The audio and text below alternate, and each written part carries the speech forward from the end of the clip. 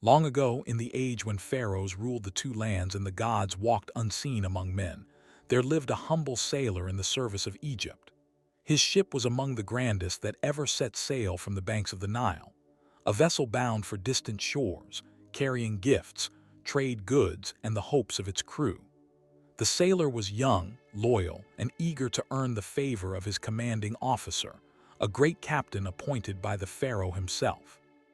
For many days, the ship sailed smoothly over the shining waters of the Red Sea. The wind filled the sails, the oarsmen sang rhythmic hymns to the gods of voyage, and the sun cast its golden light across the waves. Spirits were high, and all believed that the blessing of the gods was with them. But the sea is fickle, and the will of the gods can change like the desert wind. Without warning, the heavens darkened. The wind roared like the breath of Set, god of chaos. The waves rose higher than the masts, crashing upon the deck with merciless force. Lightning tore through the clouds, and the ship began to groan under the weight of the storm. The crew shouted in terror, struggling to hold their vessel together, but the sea showed no mercy. In a single monstrous wave, the ship was torn apart. When the sailor opened his eyes, the world was silent. The ship was gone. The sea stretched endlessly in every direction, and the bodies of his shipmates had vanished beneath the waves. Alone, clinging to a piece of driftwood, he floated helplessly for days and nights, until at last the current cast him ashore upon a mysterious island. The sailor awoke to the sound of strange birds singing and the scent of sweet fruit in the air. He looked around and found the island filled with abundance, trees heavy with figs and dates, streams flowing with clear water, and fish that leapt willingly from the shallows. He gave thanks to the gods for sparing his life and began to gather food. He ate until he was satisfied and built a small shelter. Though the island seemed kind, the silence pressed upon him. Not a single voice answered his cries. Loneliness settled over him like a shadow. Days passed, and the sailor began to wonder if he would ever see Egypt again. Then one morning the ground beneath him trembled. The trees shook, and a sound like thunder rolled across the island. The sailor fell to his knees in terror as an enormous serpent appeared before him, shining with gold, its scales glimmering like turquoise and emerald in the sun. Its eyes blazed with divine light, and its voice rumbled like distant thunder. "Who are you, little man," the serpent demanded, "that dares set foot upon my island? Speak, or you shall be turned to ashes where you stand." The sailor bowed low, trembling. "Great one," he said, "I am but a humble servant of Pharaoh, cast here by the fury of the sea.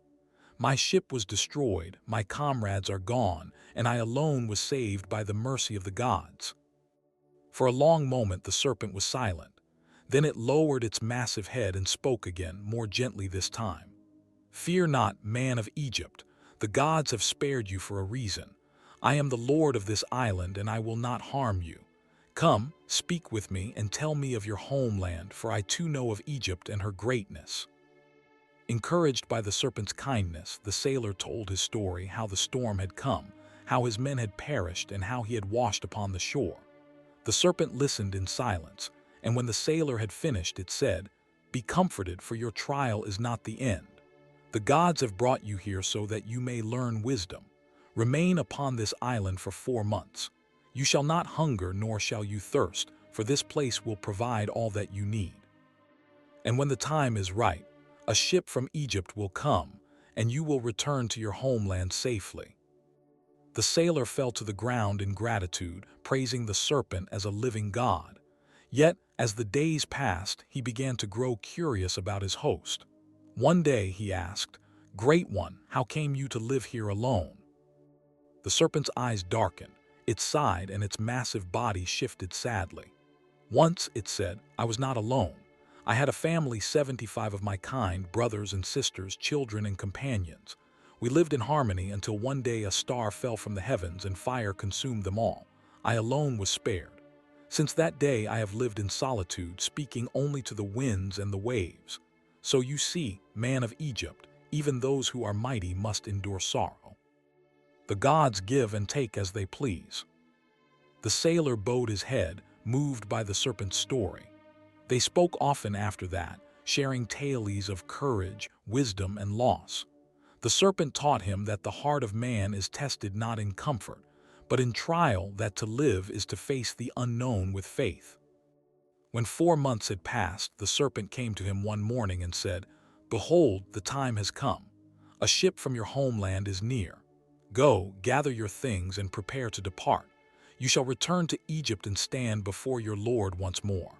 Tell him all that you have seen here, and let him know that even in misfortune, the hand of the gods can be kind." The sailor fell to his knees. "O great serpent," he said, "how can I thank you for saving me, for feeding me, for teaching me wisdom?" The serpent smiled. "Do not thank me. Thank the gods, for they are the true masters of fate. But before you go, take with you these gifts: rare incense, precious oils, and jewels from the heart of the island. Offer them to Pharaoh and speak well of me, that he may know the gods still watch over Egypt." The sailor did as he was told.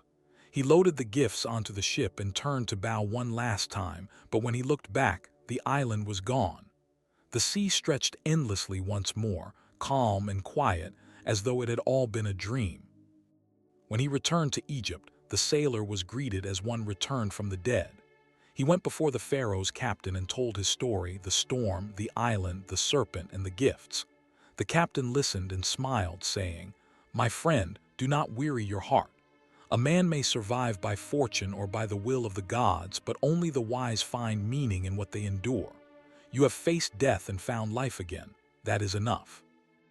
And so, the sailor's tale spread through the land of Egypt, told for generations as a story of courage, humility, and faith. It reminded all who heard it that no man is truly alone, and that the gods, though distant and mysterious, guide every heart through storm and sorrow, toward wisdom and home.